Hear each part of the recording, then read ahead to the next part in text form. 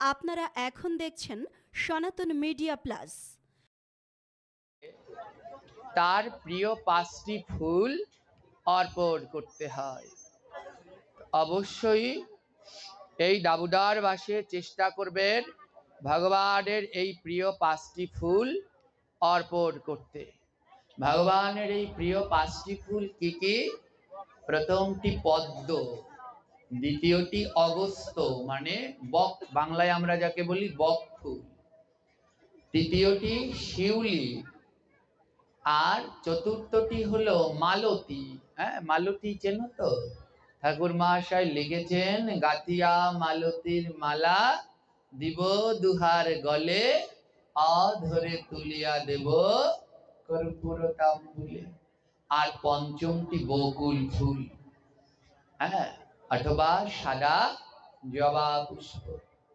এই 5টি ফুল ভগবানকে অবশ্যই অর্পণ করতে হয়। এই দামোদর মাস শেষ হয়ে যায় উত্থান একাদশীর দিন, আর উত্থান একাদশী থেকে রাস পূর্ণিমা পর্যন্ত এই 5 দিন ব্যাপী পালন করা হয় ভীষ্ম পঞ্চক ব্রত। এই 5 দিন ভগবানকে 5টা জিনিস অর্পণ করতে হয়। আমার কৃষ্ণ পূজায় বেলপাতা লাগে, জোরে বলবেন লাগে কি? বছরে 2 দিন লাগে। গোবিন্দের সেবায় বেলপাতা বছরে 2 দিন লাগে। দামোদর মাসের প্রথম দিন, যেদিন উত্থান একাদশী, এই দিন ভগবানের শ্রী চরণে অবশ্যই পদ্মফুল অর্পণ করতে হয়। ভগবানের এই পদ্মফুল যিনি অর্পণ করেছিলেন, ভাগবতে রয়েছে গজেন্দ্র মোক্ষ লীলা। সেখানে ভক্ত এই দামোদর মাসে অবশ্যই পাঠ করতে হয়, শ্রবণ করতে হয় এই গজেন্দ্র লীলা। তিনি সেই পদ্ম পুষ্প ভগবানকে অর্পণ করেছিলেন। এই দামোদর মাসে 2টি পুষ্প ভগবানের 2 ভক্ত অর্পণ করেছিলেন, আর বক পুষ্প অর্পণ করেছিলেন, সেও 1 গজ, সেও 1 হাতি। হ্যাঁ, ভগবানের দ্বিতীয় দিন, ভগবানের ভীষ্ম পঞ্চব্রতের দ্বিতীয় দিন, ভগবানের উরুতে, শ্রী বিগ্রহের উরুতে দিতে হয় একটি বেলপাতা। বললাম 2 দিন লাগে। এই দ্বাদশীর দিন, একাদশীর দিন চরণে পদ্ম, দ্বাদশীর দিন উরুতে বেলপাতা, আর ত্রয়োদশীর দিন ভগবানের নাভিতে দিতে হয় গন্ধ, অগরু। হ্যাঁ, আর চতুর্দশীর দিন ভগবানের ডান কাঁধে দিতে হয় একটি সাদা জবা পুষ্প, এবং বাঁ কাঁধে দিতে হয় একটি বিল্বপত্র। আর সবার শেষ রাস পূর্ণিমার দিন ভগবানের মস্তকে দিতে হয় মালতী পুষ্প। তো দামোদর মাসে 5 পুষ্পের ভিতরে 2টি পুষ্প আমরা এখানে দেখতে পাচ্ছি। এটা সেই অগস্ত্য পুষ্প, যাকে আমরা বাংলায় বলি বক। আর আরেকটা পুষ্প রয়েছে, এটা কোন ফুল? পদ্ম ফুল। আর পদ্ম ফুল 2 প্রকারের হয়, জলপদ্ম, স্থলপদ্ম।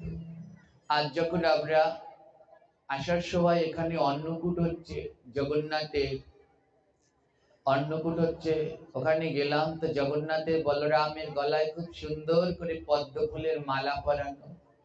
কিন্তু দুঃখ কি জানেন, এতবার বলা সত্ত্বেও প্রত্যেকটা পদ্ম ফুলের সাথে বোটা রয়েছে। এই পদ্মফুলের সাথে বোটাযুক্ত পদ্মফুল ভগবানকে দেয়া মহা মহা অপরাধ। মা লক্ষ্মী অভিশাপ দিয়েছিলেন, বোটাযুক্ত পদ্মফুল দিলে 100 বছর নরকে থাকতে হয়। বোটার সাথে একটা পদ্ম দিলে 100 বছর নরকে। এই আশা অবধি যেইখানটায় আমরা যাচ্ছি সব জায়গায় এই বোটার সাথে পদ্মফুল দেয়া হচ্ছে।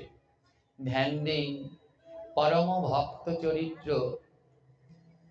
এ জগতে শুধু মানুষ হাত পা আছে তারা ভক্ত নয়, এ জগতে অনেকে পশুকুলে থেকেও গোবিন্দের কৃপা লাভ করেছেন। বলে যেই কুলেই থাকো না কেন কৃষ্ণ ভজন করলে কৃপা হবেই হবে। হ্যাঁ, যেমন বানর কুলে জন্মেছিলেন হনুমান, রামচন্দ্রের। অসুর কুলে জন্মগ্রহণ করেছিলেন প্রহ্লাদ, বলে অসুর কুল তাতে কি, প্রহ্লাদের মতো আর কে আছে। সর্প কুলে জন্মগ্রহণ করলেন অনন্ত, ভগবানের শয্যা হয়ে গেলেন। পক্ষী কুলে জন্মগ্রহণ করলেন গরুর, ভগবানের চরণে রয়ে গেলেন। বলে যেই কুলেই জন্মগ্রহণ করো না কেন, যদি শুদ্ধ ভাবে ভজন করতে পারো কৃপা হবেই হবে। বলে আমি তো মানুষ কুলে জন্মগ্রহণ করলাম, বলে লাভ নেই। এর জন্য ঠাকুর মহাশয় তার পদে লিখছেন, বৈষ্ণব দুয়ারে জয় হইতাম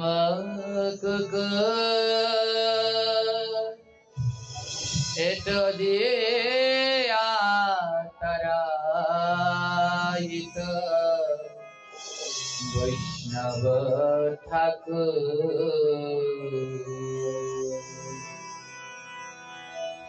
বৈষ্ণবের পরিবারে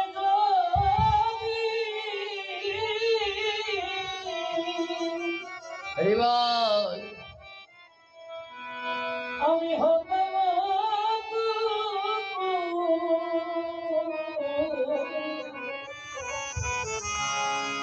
আমায় প্রসাদ দিয়ে করাই এই বৈষ্ণব ঠাকুর আমায় প্রসাদ দিয়ে করাই এই বৈষ্ণব ঠাকুর। বলে এই জন্মতে কি লাভ আছে, যেই মানুষ হলাম কিন্তু ভগবানের প্রসাদ পেলাম না, বলে এর থেকে কুকুর হওয়া ভালো। বলে প্রভু রাস্তার কুকুর নয়, বড়লোক বাড়ির কুকুর নয়, আমায় বৈষ্ণবের দুয়ারে কুকুর বানিয়ে দিও। কারণ যারা তোমার ভক্ত বৈষ্ণব তারা তোমার প্রসাদ ছাড়া কিছু পায় না। তোমার প্রসাদ পাওয়ার পরে বাকি অবশিষ্ট অংশটুকু যখন দেবে, আমি মহাপ্রসাদ পেয়ে কুকুর জন্মে ধন্য হয়ে যাব।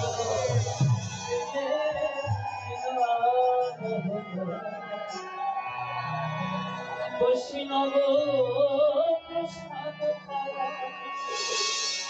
নাহি হলো জনম পেলে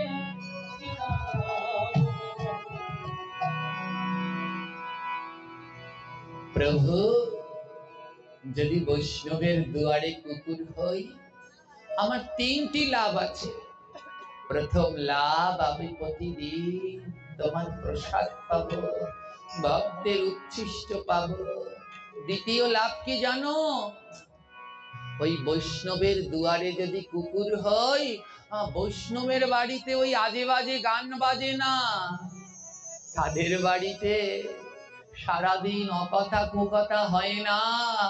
বৈষ্ণবের বাড়িতে ভক্তের বাড়িতে সদা সর্বদা রাধা রানীর গুণগান হয়, আমার শ্যাম সুন্দরের গুণগান হয়, আমার ভক্তের গুণগান হয়।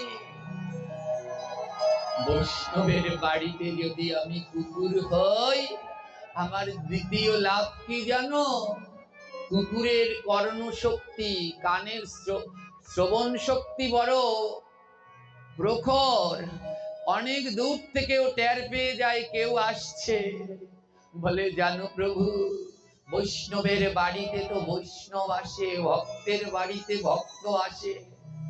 যখনই আমি শুনবো ভক্ত আসছে, আমি দৌড়ে ছুটে যাব সেইখানে।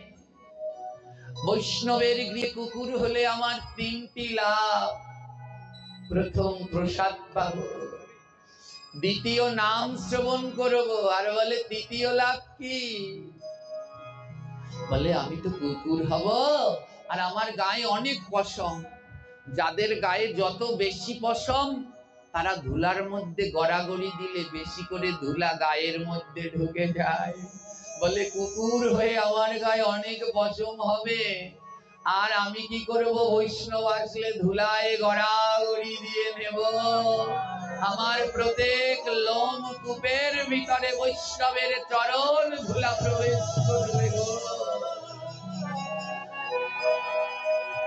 ওহে বৈষ্ণব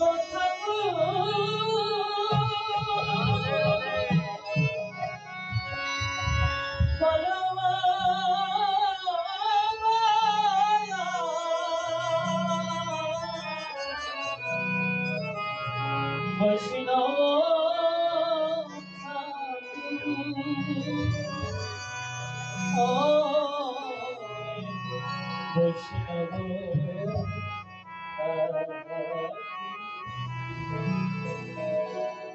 তাই হেন জন্ম পে যেই জন্মে গোবিন্দের প্রসাদ পাওয়া হয় না, যেই জন্ম পে ভগবানের গুণকথা শ্রবণ করা হয় না,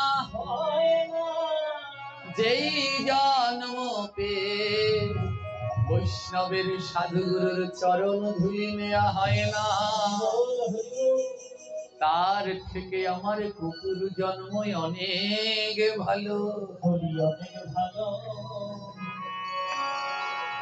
আমার ওই নৌকা বিলাস কীর্তনে ভগবান শ্রীকৃষ্ণ রাধারানীকে বললেন, রাধারানী তার প্রিয়তম, রাধারানীকে বললেন সব সখীরে পার করিতে নিব আনা আনা, তোমার বালা নেব সখী তোমার কানের।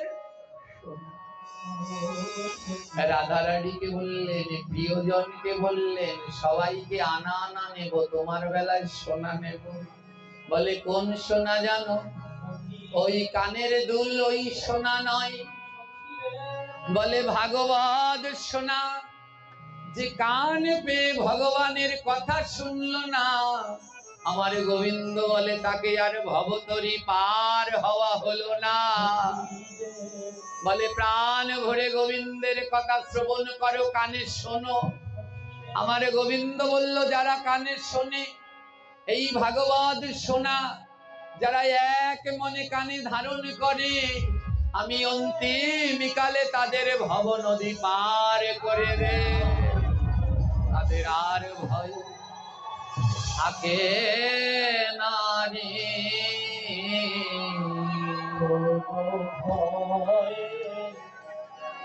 থাকে না রে, তাদের আর ভয় থাকে না রে।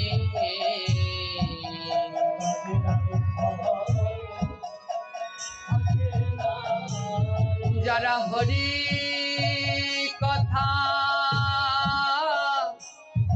শ্রবণ করে তাদের আর ভয় থাকে না রে। যারা হরি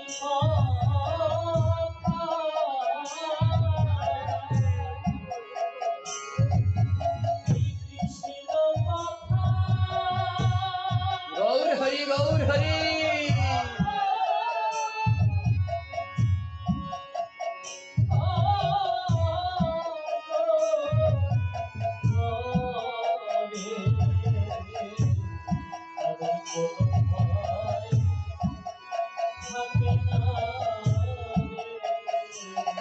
যারা ভক্তে ধুলা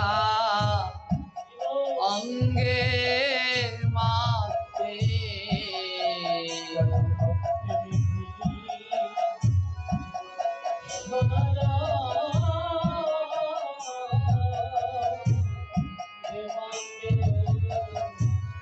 ভাবে তাদের ভয় থাকে নারী। যারা ভক্তের ধুলা অঙ্গে মাখে,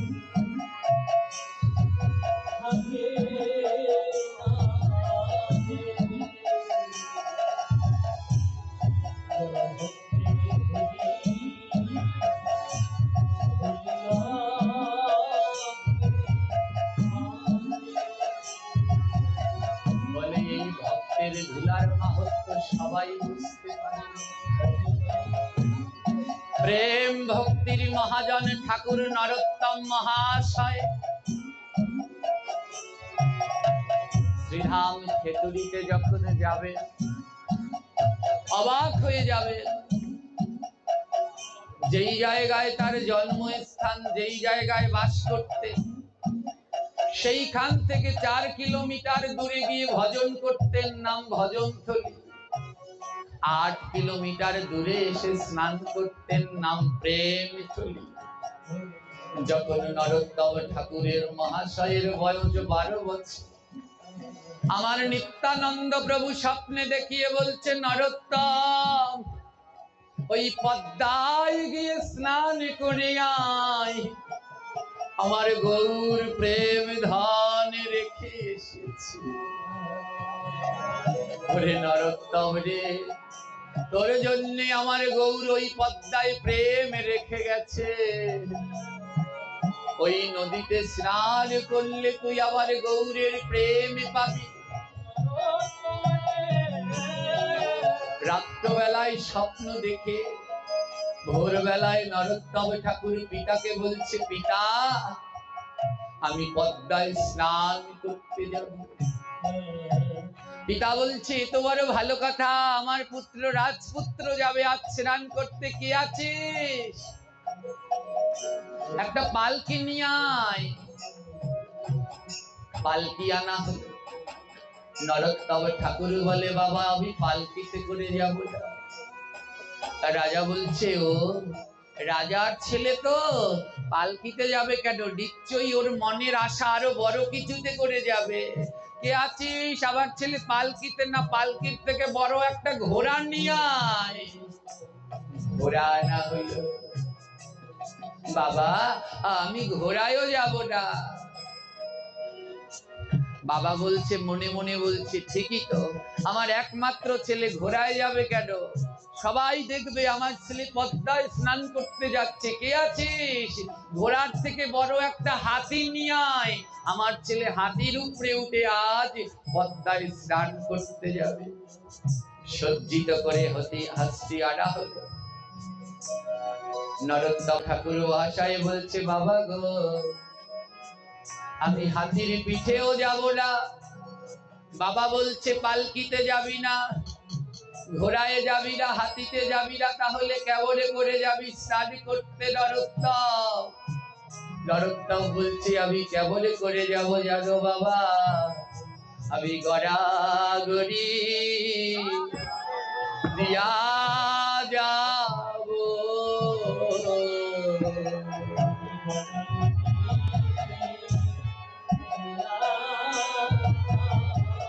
গড়াগড়ি দিয়া যাব।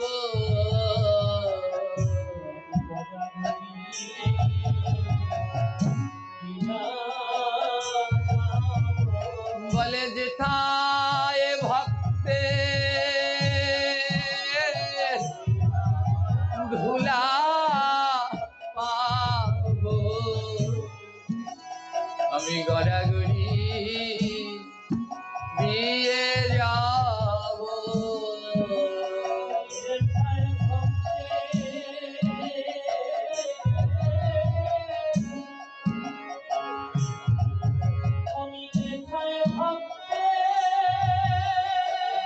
হরি বল নিতাই গৌর প্রেমানন্দে গৌর হরি বল।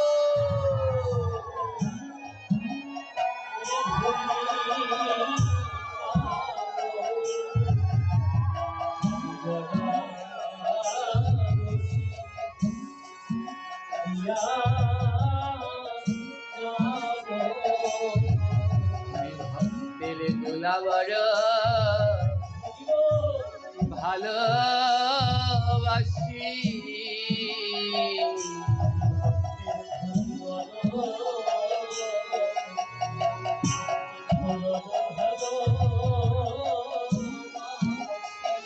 বলি ধুলার টানে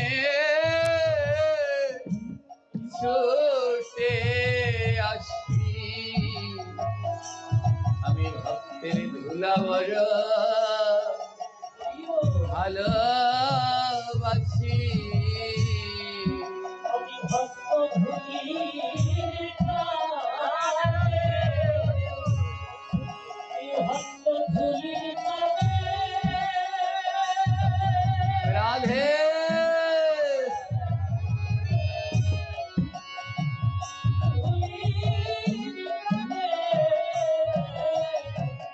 আমি ছুটে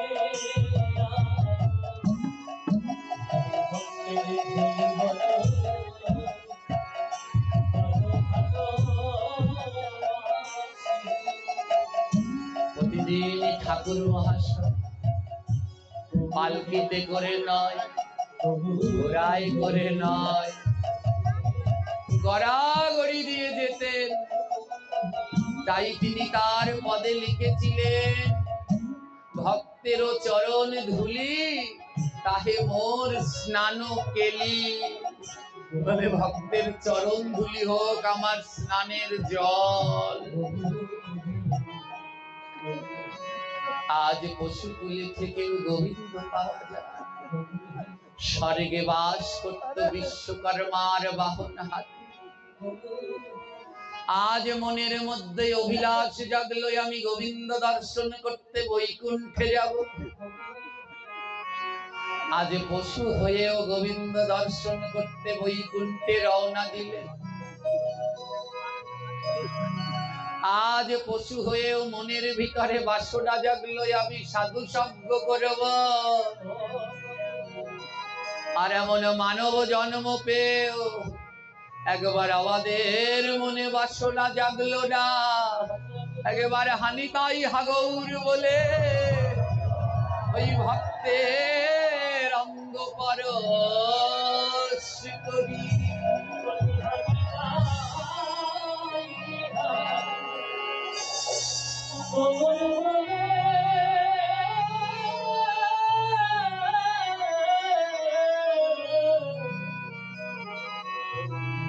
ভক্ত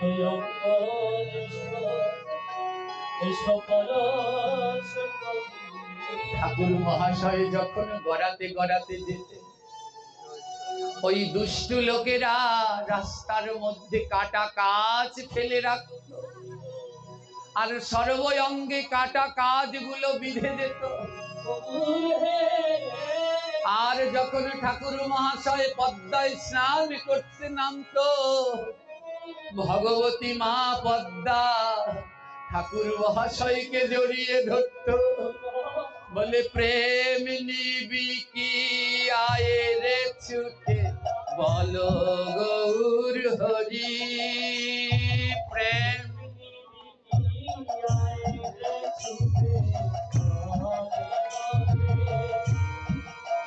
বলে প্রেম নিবি কি আয়ে রে ছুটে বলো গৌর হরি।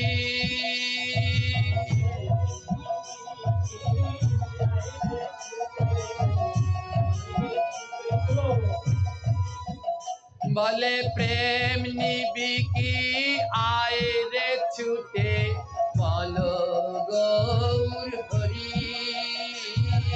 প্রেম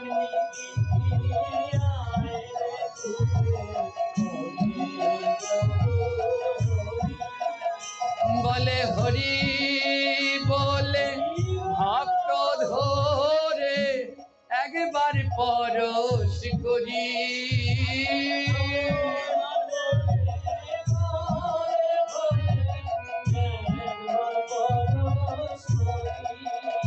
বলে হরি বলে গলে ধরে একবার পরশ করি।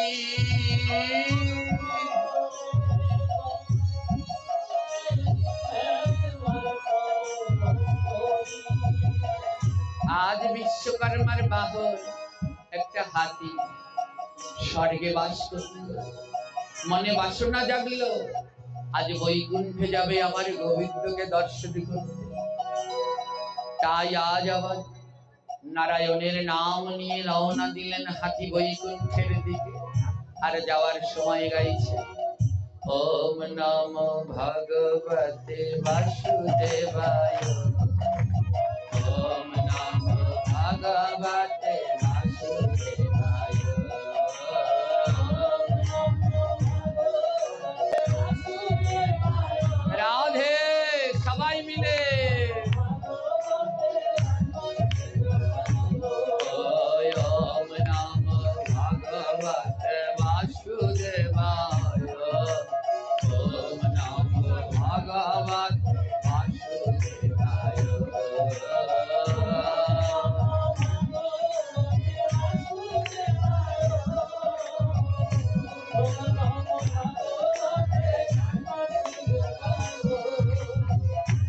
গাড়ি চলছে আর গাইছে ওম নমো ভগবতে। এবার যেতে যেতে হাতির মনে পড়েছে, আরে আমি তো একদিন ভাগবতে শুনেছি এ জগতে 7টি জায়গায় খালি হাতে যেতে নাই। হ্যাঁ, জন্ম, মৃত, গুরু, দেব, ভাগবত। কেউ জন্মালে খালি হাতে যেতে নেই, ওই মুখ দেখে কিছু না কিছু দিতে হয়। কেউ মারা গেলে খালি হাতে যেতে নেই, একটা তুলসী গাছের ঠাল নিয়ে যেতে হয়, সমাধিতে দিতে হয়। গুরুদেবের কাছে গেলে খালি হাতে যেতে নেই, প্রণাম করে গুরুদেবকে কিছু দিতে হয়। ভাগবত মন্দিরে গেলে কোনো সময় খালি হাতে যেতে নেই, একটা না একটা কিছু সঙ্গে করে নিয়ে যেতে হয়, ফল ফুল তুলসী পাতা যা হোক প্রণাম করে ভাগবতে দিতে হয়। হাতি যখন যাচ্ছে তো মনে মনে বলছে, হায় রে আমি তো ভগবান দর্শনে যাচ্ছি, তো ভাগবতে শুনেছি ভগবানকে দর্শনে ভাগবতে গেলে খালি হাতে যেতে নেই, তো আমি তো বনের পশু, আমি ভগবানের জন্য কি নিয়ে যাই।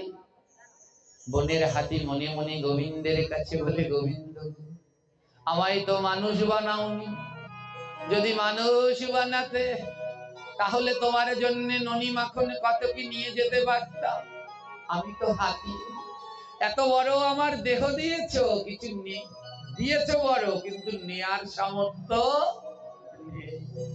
এক পাশে দাঁড়িয়ে মহাজন বলে, ওরে হাতি তুই মনে করিস ওই মানুষ শ্রেষ্ঠ, কিন্তু তুই জানিস না ওরা যখন ভগবানকে দেয় ওদের আর কিচ্ছু থাকে না।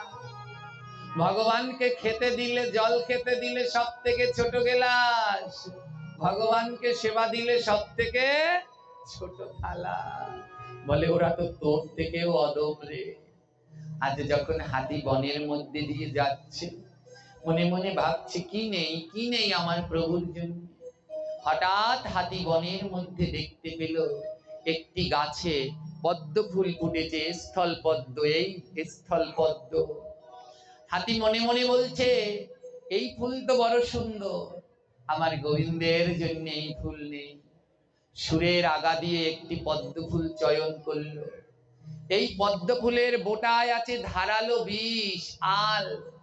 যদি একবার পরীক্ষা করে দেখবেন, এই বোটাগুলো হাতে ডলা দেবেন ঘা হয়ে যাবে, এত পরিমাণে আল রয়েছে এই বোটায়। হাতি তো জানে না, হাতি নরম সুর দিয়ে পদ্মফুল চয়ন করেছে, আর বোটার আলগুলো হাতির সুরে লেগে গেছে, আর সুরের মধ্যে যন্ত্রণা শুরু হয়েছে। তাও দৌড়ে দৌড়ে দৌড়ে দৌড়ে যাচ্ছে, যেমন করে হোক পদ্মটা গোবিন্দের চরণে দেব দেব। দৌড়ে দৌড়ে যাচ্ছে, কিন্তু কিছুটা যেতে যেতে আর পারলেন না, পদ্ম ফুলটা পড়ে গেলেন। কোথায় পড়লেন মা? একটা কাদার মধ্যে পড়ে গেলেন। কাদার মধ্যে পদ্মটা বললেন। হাতি বলল, ও পদ্ম কাদায় পড়লি কেন, ধুলায় পড়তে পারতি নে। বলে, কাদা কি, পদ্ম কি, আর ধুলা কি? পদ্ম মানে হলাম আমি নিজে, আর কাদা মানে হলো সংসার, আর ধুলা মানে হলো ভক্তের চরণ। বলে, ওরে আমার পদ্ম, এই সংসারে ফুটেছিস কিসের জন্য জানিস? গোবিন্দ সেবায়, ভক্তের সেবায় লাগবি বলে। কিন্তু ভক্তের সেবায় না লেগে কাদার মধ্যে পড়ে গেলি, কাদা মানে সংসার। বলে, কাদার মধ্যে একবার যদি গেড়ে যায় তাহলে আর ওঠা যায় না। যায় কি? বলে, সংসারের মধ্যে কেউ যদি একবার ডুবে যায় তাহলে ওই সংসার নামক কাদা থেকে উঠে কৃষ্ণ ভজন করা বড় কঠিন। তাই বললেন, কাদায় না পড়ে যদি ধুলায় পড়তি তাহলেও গতি হতো। বলে, ধুলা কোথায়? ভক্তের চরণে। হাতি পদ্মটাকে রেখে সামনের দিকে রওনা দিলেন। গিয়ে দেখে একটা গাছে অগস্ত্য ফুল ফুটেছে, মানে বক ফুল। হাতি সুর দিয়ে এক থোকা বক ফুল নিয়েছে। বলে, বা এই ফুল আমার গোবিন্দকে দেব, এই দামোদর মাস এই এই অগস্ত্য পুষ্পটা গোবিন্দকে দেব। দৌড়ে দৌড়ে যাচ্ছে, আর হাতির গলায় বাঁধা ছিল বড় একটা ঘন্টা। দৌড়ে দৌড়ে যাচ্ছে, ঢং ঢং করে ঘন্টাটা বাজছে। এমন সময় বৈকুণ্ঠে এসে উপস্থিত, এখনো সকাল হয়নি, ঢং ঢং করে ঘন্টা বাজছে। তো আমার গোবিন্দ শয়নে ছিলেন, মা লক্ষ্মী তার চরণ সেবা করছে। ওই ঘন্টার শব্দ শুনে, ঘন্টার শব্দ শুনে মা লক্ষ্মী দৌড়ে আসলেন। কে কে সেই দুষ্টু? আমার গোবিন্দ এখনো শয়নে, আর কে ঘন্টা বাজাচ্ছে? যদি ঘন্টার শব্দ শুনে আমার প্রভুর ঘুম ভেঙে যায়। দৌড়ে দৌড়ে আসলেন। মা লক্ষ্মী ভগবানকে বড় ভালোবাসেন তো, হ্যাঁ, নববিধা ভক্তির তিনি আছেন পদসেবনে। হ্যাঁ, বলছেন কে কে আমার ভগবানের কাঁচা ঘুম ভাঙাতে আসলো? দৌড়াতে দৌড়াতে আসলো, এসে দেখে একটা হাতি আসছে দৌড়াতে দৌড়াতে। মা লক্ষ্মী বলছে দাঁড়া, এই বেবিচারি দাঁড়া। হাতি দাঁড়িয়ে পড়লেন। মা, কোথায় যাচ্ছিস? আমি একটু ভগবানকে দর্শন করতে যাচ্ছি। মা লক্ষ্মী বললেন তোর মতো বেবিচারীর ভগবান দর্শন হয় না, তুই বেবিচারী। হাতি বললেন না মা, বেবিচারী তো একটু কম পাপী, আমি বেবিচারীর থেকেও বড় পাপী। আমি হলাম দুরাচারী, আমি সদাচারী হতে পারলাম না মা। যদি সদাচারী হতাম, আমি অনায়াসে গৌর গোবিন্দের কৃপা লাভ করতে পারতাম।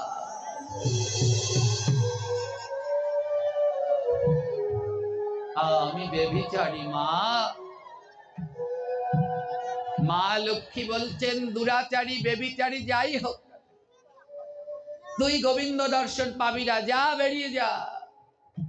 মা লক্ষ্মী জানে না ওটা একটা বনের পশু হলে হবে কি, ওর মনের মধ্যে ভক্তি পরিপূর্ণ, ভক্তির কোনো ঘাটতি নেই। হাতি বলছে ঠিক আছে মা, আমি না হয় ভগবান দর্শন করতে যাব না, কিন্তু বড় সাত করে এই পুষ্প এনেছি, এই পুষ্প দুটো আবার ভগবানকে দিয়ে দিও। মা লক্ষ্মী বললেন তোর মতো দুষ্টের পুষ্প গোবিন্দ সেবায় লাগে না, যা। ভক্তের মনে কোনো সময় কষ্ট দিতে নাই। গোবিন্দ বললেন এ জগতে সবাই বলে আমার চরণ নাকি বড় কমল, আর ভগবান বললেন আমার চরণের থেকেও নরম আরেকটা জায়গা আছে। জগৎ সবাই বলে কৃষ্ণের চরণ সব থেকে কমল নরম, আর গোবিন্দ বললেন আমার চরণের থেকে আরেকটা নরম জায়গা আছে, সেটা হলো আমার ভক্তের মন। আমার ভক্তের মনে কেউ কষ্ট দিও না, তাহলে আমি যে সহ্য করতে পারি না। মা লক্ষ্মী অজান্তে কষ্ট দিয়ে দিলেন ভক্ত হাতির মনে। বৈকুণ্ঠের দরজাটা মা লক্ষ্মী আটকে দিলেন, হবে না দর্শন, যা। হাতির দুই নয়ন থেকে জল ঝরছে, ছোট্ট ছোট্ট নয়ন তো, অত বড় হাতি তাদের চোখ দুটো কি ছোট ছোট, দুটি নয়ন থেকে জল ঝরছে। বলে এ জগতে ভক্ত চেনার উপায় কি জানো? এ জগতে ভক্ত চেনার উপায় হলো নয়নের জল। বলে যার নয়নে যত জল আছে, তার হৃদয়ে গৌরার নিতাই বাধা আছে। আমার শ্রী গুরু মহারাজ যখন হরি কথা বলতেন, যখন নিতাই বলতেন, গৌর বলতেন, দুই নয়নের জলে অঝোর ধারায় ভেসে যেতেন। বলে নয়নের জল দিয়েছে না যায় কার কতটা গৌর সম্পদ, কার কতটা নিতাই সম্পদ রয়েছে। হাতির দুই নয়ন থেকে জল ঝরছে। হাতি বকফুলটা সুর দিয়ে তাকিয়ে বকফুলের দিকে বলছে, বকফুল তোমায় এনেছিলাম গোবিন্দের চরণে দেব বলে, কিন্তু আমায় ক্ষমা করে দাও, আমার গোবিন্দ চরণে দেয়া হলো না। ও বকফুল, আমি এই বৈকুণ্ঠের দরজার সামনে তোমায় রেখে দিলাম, তুমি এখানে ধৈর্য ধরে থাকো বকফুল। আজ হোক কাল হোক, এই দরজা যেদিন খুলবে আর আমার প্রাণ গোবিন্দ যেদিন এই রাস্তা দিয়ে হেঁটে যাবে, বকফুল তার চরণ তোমার বক্ষে পড়বে আর তুমি উদ্ধার হয়ে যাবে। বকফুল তুমি এই রাস্তায় পড়ে থাকো, আমার গোবিন্দ আসবে। মহাজন বললেন, ব্যাখ্যা দিয়ে বললেন, এই হস্তি গুরু স্বরূপ বকফুল আমি নিজে। বললেন রাস্তায় রেখে দিয়ে গেল গুরু। বলে ওই রাস্তায় ধৈর্য ধরে যদি থাকতে পারো, গুরু রাস্তায় রেখে গেলেন, ধৈর্য ধরে যদি থাকতে পারো একদিন ওই রাস্তায় গোবিন্দ পাবে।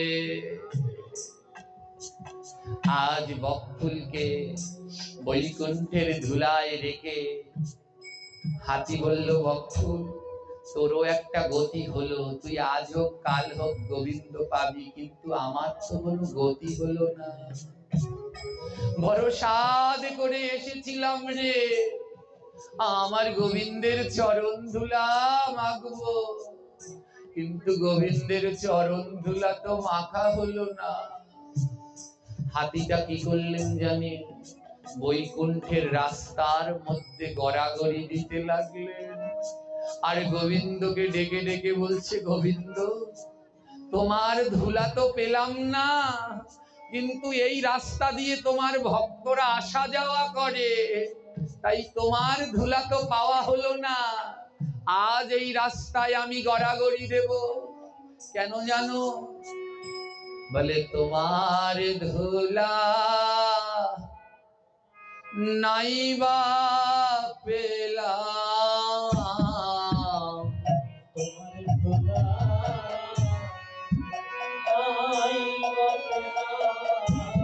বড় আশা করে এসেছিলাম, আমি তোমার ধুলা নাইবা পেলাম।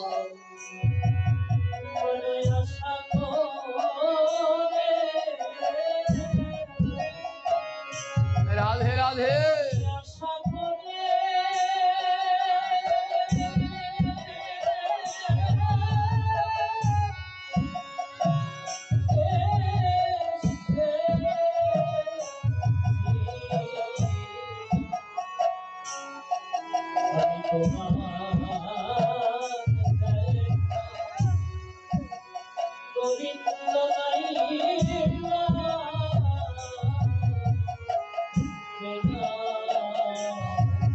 প্রভু বড় আশা করে এসেছিলাম তোমার ধুলা নেব বলে, কিন্তু তোমার ধুলা তো আমার পাওয়া হলো না। কিন্তু এই রাস্তায় তোমার কত ভক্ত আসে যায়, তাই আজ আমি কি করবো জানো? তোমার ভক্তের ধুলা মেখে গেলাম,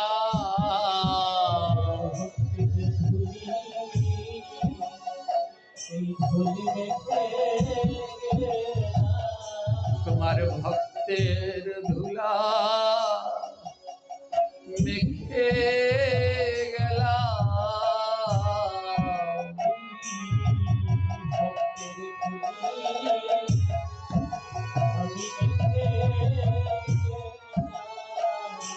বলে তোমার ধুলা নাইবা পেলাম, তোমার ভক্তের ধুলা মেখে গেলাম।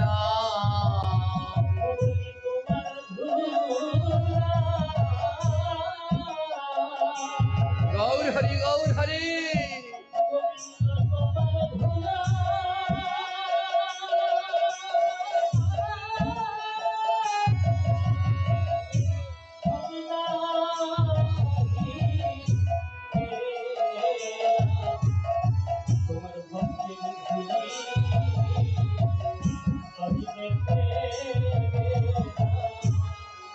তোমরা দেও দাও ভক্ত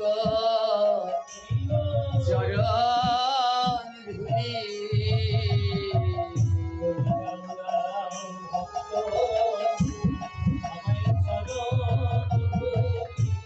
বলে মুখে গো হরি বলি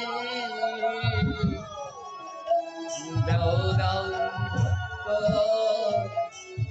চরণ ধুলি আমি মুখে গো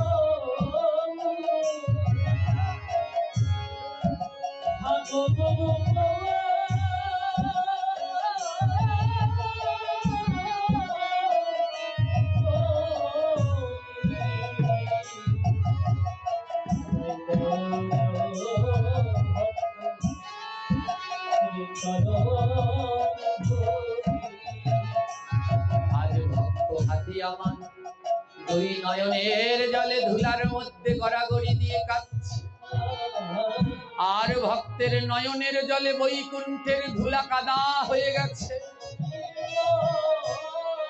ঠাকুর মহাশয় লিখলেন কাঁদিতে কাঁদিতে যেদিন ধুলা হবে কাদা সেই না কাদায় নন্দের বেটা জন্মে জন্মে বাধা আজ হাতি আমার কাঁদিতে কাঁদিতে ধুলা কাদা করে ফেলে মা লক্ষ্মী বলে কি আমার বৈকুণ্ঠের মৃত্তিকা এমন কাদা হলো কি করে মা লক্ষ্মীর সহচারীগণ বলে মাগো এক কৃষ্ণ ভক্তের নয়নের জলে বৈকুণ্ঠের ধুলা কাদা হয়ে গেছে মা লক্ষ্মী বলে কে সেই ভক্ত দরজা খুলে দেখে সেই হাতি মা লক্ষ্মী বলে হায় রে একে কত তুচ্ছ তাচ্ছিল্য করেছি কিন্তু আমি বুঝতে পারিনি এর মধ্যে এমন কৃষ্ণ ভক্তি আছে আমি পূর্বেই বলেছি ভক্ত চেনা যায় নয়নের জলে বলে এর মধ্যে এত নয়নের জল মা লক্ষ্মী বলে কোথায় পেলি ওরে হাতি এত ভক্তি কোথায় পেলি এই ভক্তি আমি কেমন করে পাবো রে এক পাশে দাঁড়িয়ে মহাজন বলে ভক্তের ভক্তি যদি পেতে চাও ওই ভক্তের নিকটেতে তুমি চলে যাও বলে গিয়ে কি করব বলে ভক্তকে গিয়া একবার করো অঙ্গ পরশ ভক্তের ভক্তি অনায়াসে লাভিবে আসে মা লক্ষ্মী বলে ও ভক্তের পরশ করলে বুঝি ভক্তি পাওয়া যায় তবে আর দেরি কেন মা লক্ষ্মী দুটি বাহু বাড়িয়ে দিয়ে আজ হাতিটাকে বুকের মাঝে জড়িয়ে ধরে বলছে ওরে আয় রে ভক্ত পরশ করি ভক্ত বলি আয় রে ভক্ত পরশ করি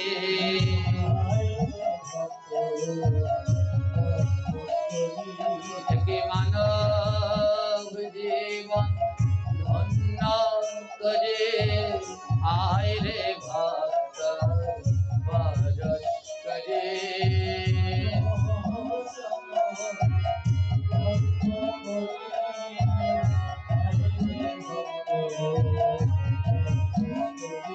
বলে আমার জন্ম আর হবে না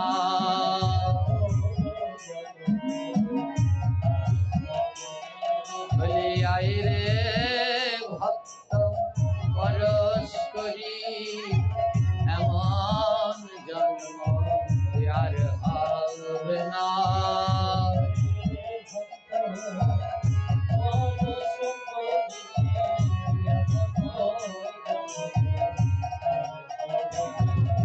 আজ মা লক্ষ্মী আমার হাতির পরশ করলে আর মা লক্ষ্মী বলে হাতি তুমি যেই পুষ্প এনেছো সেই পুষ্প আমায় দাও হাতি বলছে মা সেই পুষ্প তো কাদার মধ্যে কোথায় যেন হারিয়ে গেছে কি করে আমি সেই পুষ্প তোমায় দেব মা লক্ষ্মী বলে তবে নতুন পুষ্প এনে দাও তাই আজকে হাতি আমার নতুন পুষ্প আনিতে রওনা দিল আর ছুটিতে ছুটিতে হাতি চলিতে লাগিল ওই বনের মধ্যে পুষ্প দেখো খুঁজিতে লাগিল, খুঁজিতে খুঁজিতে হাতি হইল হয়রান, আর হয়রান হইয়া গেল করিতে জলপান। এবার জলপান করিতে গিয়া অবাক হয়ে যায়, জলের মধ্যে এক ধরনের পুষ্প দেখতে পায়। সবাই যে যার জায়গায় বসুন, আর 10 মিনিট পরে আমাদের আলোচনার বিশ্রাম হবে। এই শেষটুকু না শুনলে পাঠের মাহাত্ম বুঝবেন না, আলোচনার অর্থ। যে যার জায়গায় বসুন। এবার জলের মধ্যে হাতি একটা পুষ্প দেখতে পেল, কিন্তু সেই পুষ্প দেখে হাতি নিতে পারছে না, কারণ হাতি সব থেকে কি ভয় পায়? জোরে বলুন না। হাতি যদি কাদায় পড়ে চামচিকায় লাথি মারে, আহা হাতি যদি কাদায় পড়ে চামচিকায় লাথি মারে। সবাই বসে বসে। হাতি জল ভয় পায় না, ভয় পায় কাদা, কারণ একবার যদি কাদায় গেড়ে যায় আর উঠতে। হাতি মনে মনে বলছে, এবার আমি এই ফুল আনবো কি করে? ওমা গাছে যদি বড় উঁচু গাছে ফুল ফোটে, তখন টনি দিয়ে একটা জিনিস বানিয়ে টেনে পারে, ওটাকে আপনাদের এলাকায় কি বলে? জোরে বলুন। কোটা। কোনো এলাকায় কোটা বলে, আমাদের বরিশালে বলে লৌগা, আর তার দক্ষিণে বলে কোটা, লগি টগি, বিভিন্ন ভাষা। তো হাতি কি করছে? ওই জলের পাশে টনি দেখতে পেল, টনি, বাঁশের টনি, আর নল গাছ দেখতে পেল। সেই নল গাছ দিয়ে আর টনি দিয়ে কি বানালো? কোটা। সেই কোটা বানালো, কোটা দিয়ে এবার ফুল টেনে টেনে আনছে। এবার সরোবরের পাশে দেখে নহলার টনি, ওই নলার টনি দিয়া আনিল যে টানি। এবার সুরের ডগায় হাতি জড়াইয়া জেলায়, এবার মা লক্ষ্মীর নিকট গিয়া উপস্থিত হয়। মা আমি এই ফুল এনেছি। মা লক্ষ্মী বলছে, দাও দাও, আমি গোবিন্দকে দিয়ে আসি। হাতি বলে, না মা, এই ফুল আর আমি গোবিন্দকে দেব না। বলে, কি করবে? এই ফুল দেব আমি কমলার চরণে। কমলা কার নাম? জোরে বলুন। মা লক্ষ্মীর নাম। বলে, এই ফুল গোবিন্দকে দেব না, এই ফুল তোমায় দেব। এই বলিয়া দেয় হাতি কমলার পায়। আর বৈকুণ্ঠের নারীগণে জয় ধ্বনি দেয়।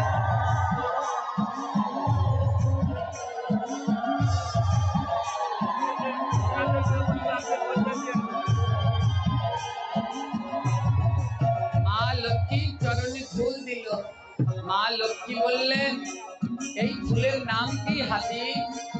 হাতি বলছে, এই ফুলের নাম মাগো আমি নাহি জানি। নলার টনি দিয়া আনিয়াছি টানি।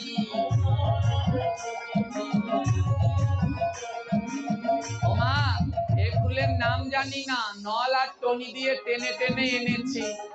মা লক্ষ্মী বলছে, তুমি যখন আনলে নল আর টনি দিয়ে টেনে, নাম কইলাম আজ আমি ফুলের নল টনি।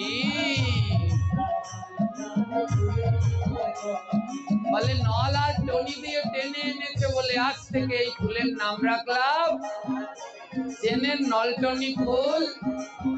হ্যাঁ, মা লক্ষ্মী আশীর্বাদ করলো, নলটনি ছাড়া নাহি লক্ষ্মী পূজা হবে। বলে, লক্ষ্মী পূজা দিতে হলে নলটনি লাগিবে।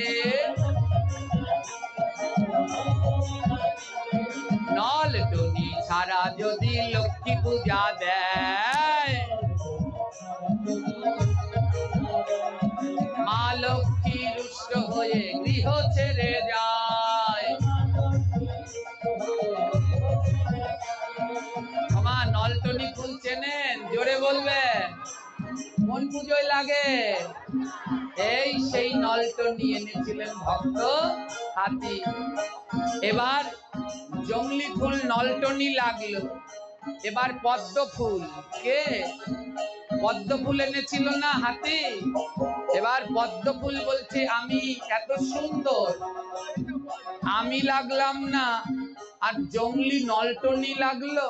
এবার পদ্ম ফুল আসলো, ছুটিতে ছুটিতে দেখো পদ্ম ফুল আয়, আর বলো বলো বলো মাগো আমার কি উপায়। পদ্ম ফুল বলছে মাগো আমার উপায় কি, আমি ভগবানের সেবায় লাগবো না, আমার দোষ কি? মা লক্ষ্মী বললেন পদ্ম ফুলকে, পদ্ম তোমার কোনো দোষ নাই, দোষ আছে বোটায়। আহা তোমার কোনো দোষ নাই, দোষ আছে বোটায়। পদ্ম ফুলকে বললেন তোমার কোনো দোষ নাই, দোষ কোথায় আছে? জোরে বলবেন। কারণ বোটায় কি আছে? ওই যে আল, বিষাক্ত আল আছে। বলুন গোবিন্দের চরণে যদি এই পদ্ম ফুলের বোটা লাগে, গোবিন্দের কষ্ট হয় না? হয় না? একটু এসে ডলা দেবেন যারা এই মালা দিয়েছেন। আমার হাত চুলকে এখন যাচ্ছি শেষ হয়ে, এই যে হাতে লেগে যাচ্ছে, একটু এসে ডলা দিয়ে দেখবেন কেমন লাগে সাপ। হ্যাঁ, মা লক্ষ্মী বললেন তোমার দোষ নাই, দোষ হলো এই বোটায়। তাই মা লক্ষ্মী অভিশাপ দিলেন, বোটা সহ পদ্ম ফুল কেউ যদি দেয়, 100 বছরের তরে নরকেতে যায়। বললেন কেউ যদি বোটার সাথে পদ্ম ফুল দেয় ভগবানকে, তার 100 বছর নরকে থাকতে হবে। কয় বছর? কে কে দিয়েছেন হাত তুলুন। যেই কয়জন তুলবেন সেই কয়জন মাপ, আর যারা দিয়েও হাত তুলবেন না তাদের কিন্তু রেহাই নাই। ভগবানের কাছে কান ধরে ক্ষমা চান যে আর কোনোদিন দেব না প্রভু, ভগবান ক্ষমা করে দেবেন। এবার পদ্ম ফুল লাগলো, কিন্তু বোটা দেয়া যাবে? জোরে বলুন, আর দেবেন? এবার বক ফুল, ছুটিতে ছুটিতে দেখো বক ফুল আয়, বলো বলো বলো মাগো আমার কি উপায়। বক ফুল বলল ওমা নলটনিও লাগলো, পদ্মও লাগলো, আমি কি সেবায় লাগবো না? মা লক্ষ্মী বলে তোমার উপর অগস্ত হই বড় খুশি। এই বক ফুলের নাম অগস্ত ফুল। বললেন তোমার উপরে আমি বড় খুশি হই। কোন মাসে এনেছিল হাতি এই বক ফুল? তাই মা লক্ষ্মী বললেন দামোদর মাসে যদি বক ফুল দেয়, নিশ্চয়ই জানিও তারা বৈকুণ্ঠে যায়।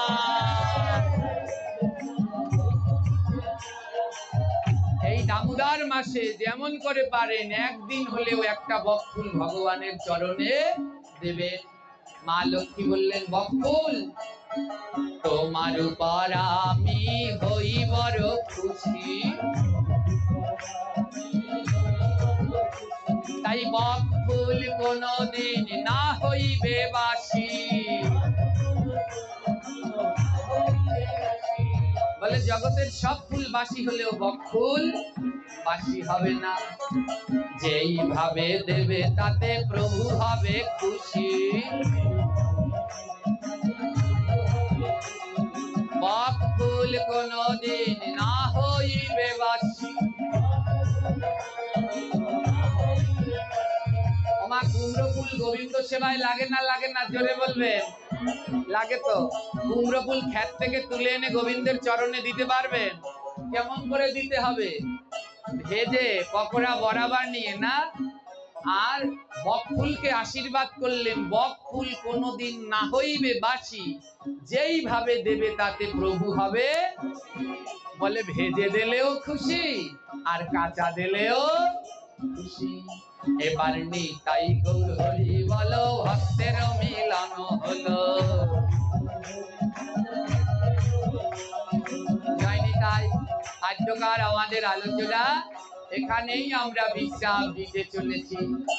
তাই যদি থাকে লেখা, কালকে হবে দেখা।